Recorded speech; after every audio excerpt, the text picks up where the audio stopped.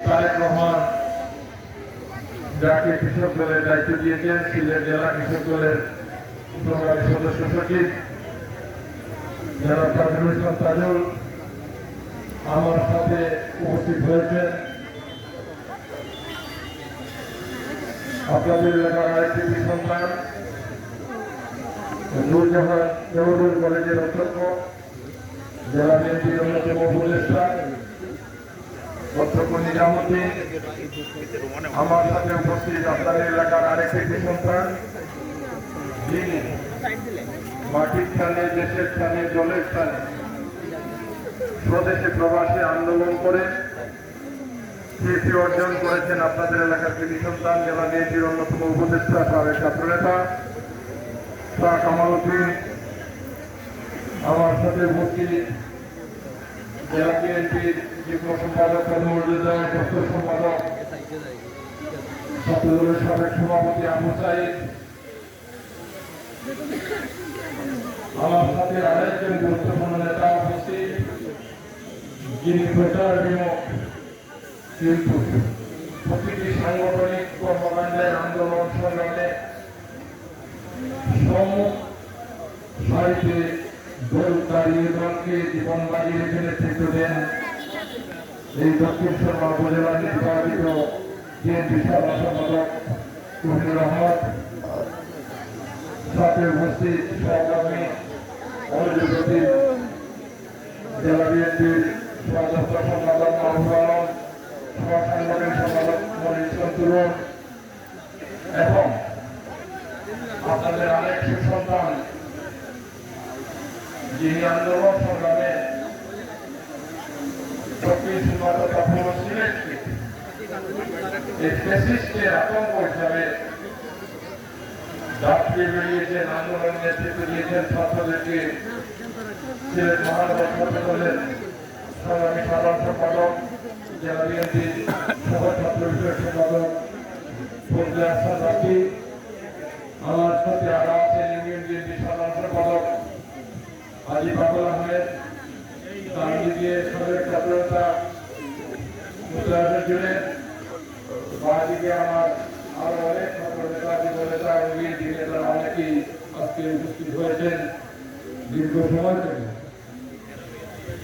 উপস্থিত আছেন এই ইউনিয়নের নির্বাচিত প্রতিনিধি সহ আরো অনেকেই এখানে উপস্থিত হয়েছেন।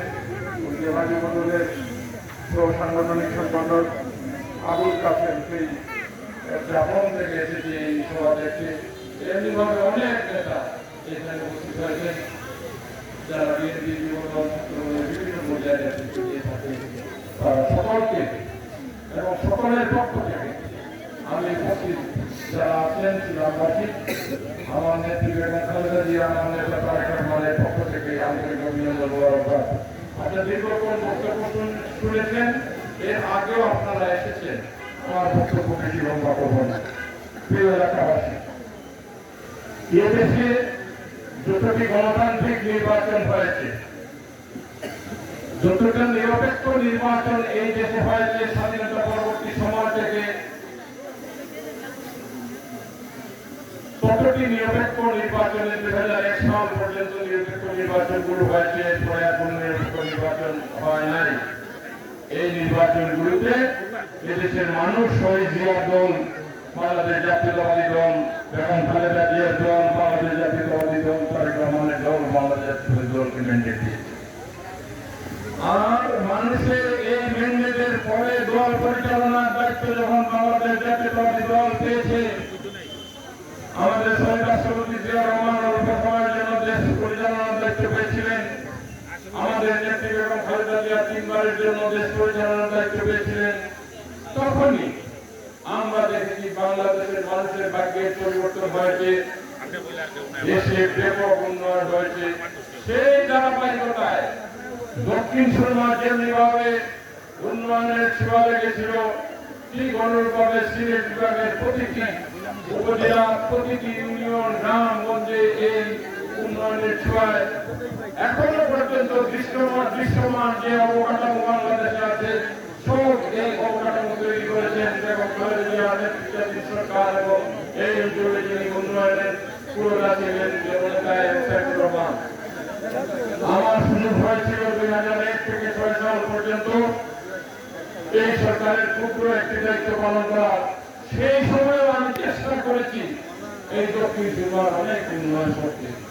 আজকে সিলেটের দক্ষিণাংশে সেই কলারপুর পর্যন্ত একবার চরমমন্দির পর্যন্ত যে গ্যাস সংযোগ, গ্যাস বাড়িতে রান্না করার যে গ্যাস সংযোগটি আমরা দিয়েছিলাম। ঠিক যারা এখানে প্রবীণ তারা জানেন কিভাবে গ্যাস সংযোগের বিষয়টি। আমার মানুষ আমি ছিলাম তখন 2-4 জন মুরব্বীকে সাথে নিয়ে রেভিনিউ ক্রাইটেরিয়াতে, অর্থাৎ সরকারের রাজস্ব থেকে ব্যয় না করে আমরা পকেটের টাকা দিয়ে এই গ্যাস সংযোগ করেছিলাম। পকেটের টাকাটি আমার সুযোগ হয়েছিল সেই গ্যাসের সংযোগে টাকা দিতে। এমনিভাবে টেলিফোন সংযোগ থেকে শুরু করে এই চন্ডীপুর থেকে জওয়ান বাজার পর্যন্ত যে রাস্তা জওয়ানপুর হয়েছে এই রাস্তাটি আমরা নির্মাণ করেছিলাম। এইটি হচ্ছে বিএনপির উন্নয়নের সুফল। বিএনপিকে আপনারা ভোট দেওয়ার কারণে এই উন্নয়নগুলো হয়েছিল। পরবর্তীতে 2009 সালের ষড়যন্ত্রের নির্বাচন, 2014 সালে 153 জনকে বিনা ভোটে নির্বাচিত করে সরকার গঠন, 2018 সালে সকালের ভোট বাতিল দিয়ে নির্বাচন, আর 2024 সালে আমরা সকলে রাজপথে ছিলাম। এদেশের জনগণ একটি ভোটও দেয় নাই। সেই ভোটের নির্বাচিত এই হাসিনা এদেশে নির্বাচন নামক তামাশা তৈরি করেছিল। আর সেই লক্ষ্যে আমরা দেশবাসীকে আমাদের নেতা তারেক রহমান বলেছিলেন, যতক্ষণ না পর্যন্ত এদেশে একটি নির্বাচনের ব্যবস্থা না করতে পারবো ততক্ষণ পর্যন্ত বাংলাদেশ জাতীয়তাবাদী দলের প্রতিটি স্তরের নেতা কর্মীরা রাজপথে তাকে আন্দোলন করবে। আর সেই নেতার নির্দেশে আমাদের এই সারিতে যারা বসা আছেন, যাদের নাম বলেছি, এরা সকলেই রাজপথেই ছিল। কেউ বাণিজ্য জমায় নাই, কেউ তার স্ত্রী সন্তান এবং বাবা মায়ের সাথে সময় ব্যয় করতে পারে নাই। অনেক নেতা সিলেটের কেন্দ্রীয় কারাগারে থাকা অবস্থায় পিতান্বিত হয়েছে, মাতান্বিত হয়েছে, কিন্তু তারপরে জানাজার শরীর হয় নাই।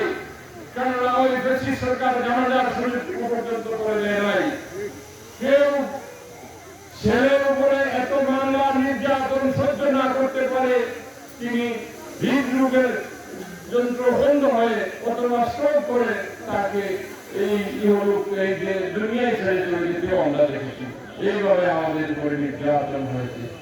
এখানে আমার পিছনের সাথে যারা আছেন সকল নেতা এবং বিএনপি নেতা সকলেই সকাল থেকে সন্ধ্যা পর্যন্ত প্রতিটি সপ্তাহ 5 দিন আদালতের প্রাঙ্গণে সেই হাজিরার জন্য 1 কোটি থেকে আরো বেশি করত। তারপরে যদি 2 তারিখে এসে কোনো কারণে সেই থাকলে পরে তারিখে তাকে জেলে যেতে হতো। আগামী তার জামিন নামক যে দেশি সরকারের যে আদালত দিয়েছিল সেই জামিন বাতিল করে তাকে জেলে দিত। এইভাবে আমরা নির্যাতন সহ্য করেছি। সহ্য করে আমাদের নেতা তারেক রহমানের নির্দেশিত আন্দোলনগুলো আমরা বাস্তবায়ন। আপনারা অক্টোবর থেকে এই নির্বাচন পর্যন্ত আন্দোলন আপনারা দেখেছেন। সিলেটের গেটওয়ে দক্ষিণ সীমায় কিভাবে সেই আন্দোলন আমাদের নেতা কর্মীরা করেছে, কিসের জন্য করেছে। এদেশের মানুষ তার নিজের পছন্দের প্রার্থীকে বিজয়ী করতে পারে, তার ভোটের মূল্য দিতে যাতে নির্বাচিত প্রতিনিধি তার পছন্দের দিতে পারে, সেই জন্য তো আন্দোলনগুলো আমরা করি। আমি আর এই বিষয়গুলো নিয়ে আপনারা অনেক বক্তব্য শুনেছেন, কিন্তু আপনাদের সকলকে একটা বিষয় হয়তো আপনারা পত্রিকায় দেখেছেন, তারপরেও বলতে হয়। শুধুমাত্র জুলাই আগস্টের আন্দোলনে আমরা সিলেট বিভাগ থেকে আমরা 30 জন আমাদের সাথী ভাইকে হারিয়েছি। তাদের বুকের তাজা রক্ত দিয়ে এই দেশে হাসিনাকে আমরা বিদায় করেছি।